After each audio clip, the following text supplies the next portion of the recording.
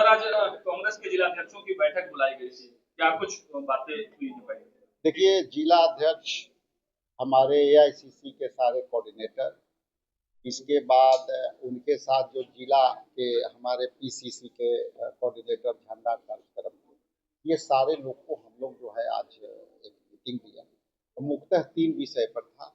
एक विषय जो मुख्य रूप से अभी है, जो 13 करोड़ यहाँ के आबादी है बिहार के, और 8 करोड़ वोटर है।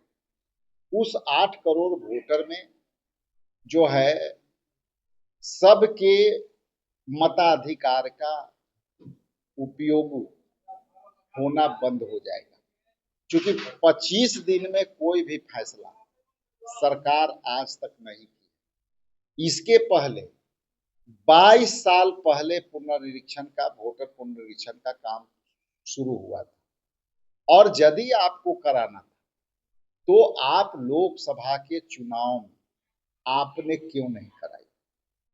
पहला सवाल। दूसरा सवाल कि जो गरीब है, जो उत्तरी बिहार के लोग बाढ़ के और आपदा हर साल झेलते हैं, कई बार आप जाएंगे कि इस बार बाढ़ आया और उनकी मकान यहाँ है, अगले बार उनकी मकान कहीं नहीं मिलेगी और उनकी पूरी चौहद्दी चेंज हो जाती है। तो वैसे लोग से आप 11 तरह के जो कागज मांग रहे हैं, और वो भी 20 दिन के अंदर, तो आप प्रमाणित वो नहीं कर पाएंगे कि हम यहाँ के जन्म तिथि, यहाँ के जो है माता पिता के जन्म तिथि, अब जन्म तिथि उनके यदि एक जनरेशन और पीछे जाएंगे तो दादा के जन्म तिथि। तो ये जो प्रमाण मांग रहे हैं, ये पहली बार देश में ऐसा जो है निरंकुशता वाली निर्णय हुई है, जिसमें वोटर का अधिकार जो है वो खत्म होने जा रही है। और जिस तरह से इलेक्शन कमीशन ने उस प्रतिनिधि मंडल में जो बातें कही, जिसमें मैं भी शामिल था, उन्होंने स्पष्ट कहा कि ये जो है वोटर पुनर्निरीक्षण का काम हम करा के रहेंगे। दूसरी बात उन्होंने कहा कि इसमें से 20% वोटर जो है एकदम से एलिमिनेट होंगे, और तीसरी कि अब वो पुराना इलेक्शन कमीशन नहीं है। आप ये गलती नहीं करें कि ये पुराना इलेक्शन कमीशन है, अभी बदली हुई इलेक्शन कमीशन है। तो इन बातों से ये स्पष्ट है कि बाबा साहेब भीमराव अंबेडकर के दी हुई मौलिक अधिकार, जिसमें एक वोट का अधिकार है, उससे भी भाजपा से के लोग और इलेक्शन कमीशन के लोग उनको वंचित करने जा रही है। देखिए अध्यक्ष, सवाल यह है कि जो 20% एलिमिनेशन की बात हो रही है, तो आप कैसे कंफर्म कि वो आपके ही वोटर हैं? ये भी वोटर हो सकते हैं, उनको भी नुकसान हो सकता है। देखिए, इससे मैं डिफर करता हूं। हम पॉलिटिकल पार्टी हो सकते हैं, यहाँ कई पॉलिटिकल पार्टी क्षेत्रीय और राष्ट्रीय स्तर पर 2 है, ठीक है। वही वोटर वो कोई दूसरे दल को भी देता है जो सत्ता पक्ष में आ जाता है, और वही वोटर किसी और दल को देता है जो विपक्ष में आ जाता है। यहाँ नागरिक ही वोटर होते हैं, और ये वोट देने का अधिकार ये उनकी अभिव्यक्ति है कि हम वोट किसे दें, लेकिन वोटर एक ही होता है, वोटर किसी दल का नहीं होता है। इसलिए मेरा वोटर उनका वोटर ये विषय नहीं है। विषय है कि आप आधार कार्ड, नुकसान उनको भी हो सकता है जी, ये आधार को आपने लिंक नहीं किया, आप मनरेगा जॉब कार्ड को मानने से मना कर दिया, आप कोई भी सरकारी जो वो प्रूफ कर सकता है उसको मना कर दिया।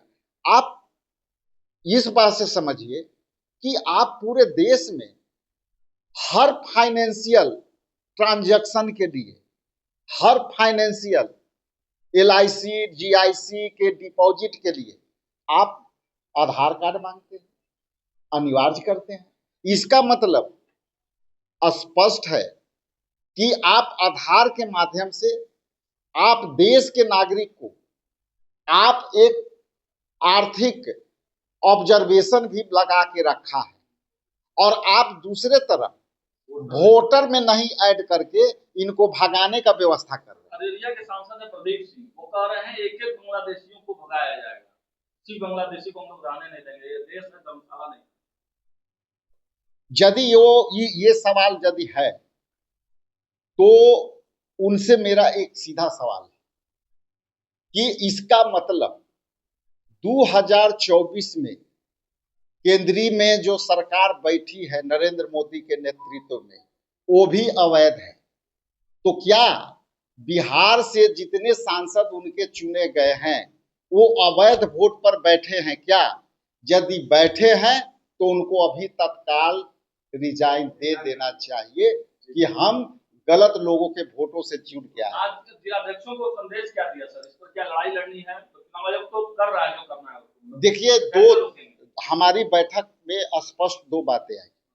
पहली बैठक में मेरी ये निर्णय हुई कि हम इस लड़ाई को हम जाने नहीं देंगे, चूंकि 8 करोड़ वोटरों को नाम जो है सिरे से उनको वोट देने के अधिकार से वंचित किया जाएगा। क्या करेंगे? इसके बाद ये आंदोलन के रूप में हम सड़क पर लड़ेंगे। दूसरी लड़ाई, हम उन वोटर को भी मदद करने का प्रयास करेंगे, उनको जगाने का भी काम करेंगे कि ये आप यदि वोटर लिस्ट में नाम जोड़ाना चाहते हैं तो हम सकारात्मक रूप से उनको हम अवेयरनेस करेंगे, जागरूक करेंगे, उनको कहेंगे कि आप आज से ही कागज पत्र ढूंढो। उनकी सारी सरकारी स्कीमें रुक जाएगी, जिसमें वृद्धा पेंशन एक उदाहरण हो सकता है, जिसमें आप जो अन्न जो है राशि दे रहे हैं और इनको 5 किलो अनाज भी नहीं दे पाएंगे उन 2 करोड़ के लोग। स्कॉलरशिप रुकेगी। सैनिटरी पैड पर अब विवाद हो रहा है, तो आप लोगों ने कांग्रेस पार्टी की महिला हुई 5 लाख सैनिटरी पैड वितरण करने का ऐलान किया। विवाद कह रहा है कि सैनिटरी पैड तो वितरण होना था, राहुल गांधी की तस्वीर उसमें क्या है, क्यों? ये थोड़ा देख लीजिए।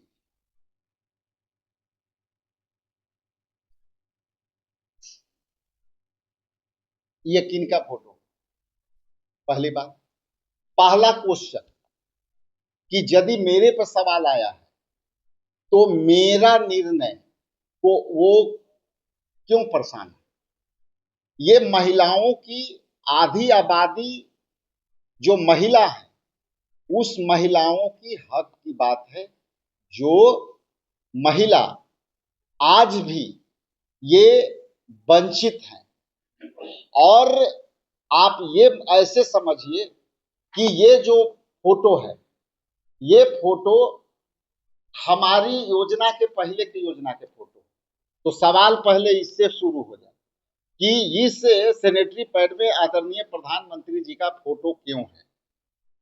और ये मेरा अपना निर्णय है, मेरा निर्णय हमको लेने दो, तुम अपना निर्णय अपने रखो, ये है। और यदि इनको लगता है कि महिलाओं के हक की लड़ाई लड़ रहे हैं, तो हमारी महिला के राष्ट्रीय अध्यक्षा यहाँ बैठी हुई, इन्होंने ऑफर दिया है कि यदि जदयू को और बीजेपी को भी ये योजना का लाभ लेना है तो हम 2-4 लाख उनको भी हम गिफ्ट कर दें। ठीक है सर, उससे बात करेंगे। एक सवाल आपसे सर, अंतिम सवाल है। कांग्रेस गठबंधन, महागठबंधन में आप लोग शामिल है और महागठबंधन में मुकेश सहनी कह रहे हैं कि कांग्रेस कमजोर है, उनसे ज्यादा, कांग्रेस से ज्यादा वोट तो मुकेश सहनी लाए हैं पिछले 3 चुनावों में।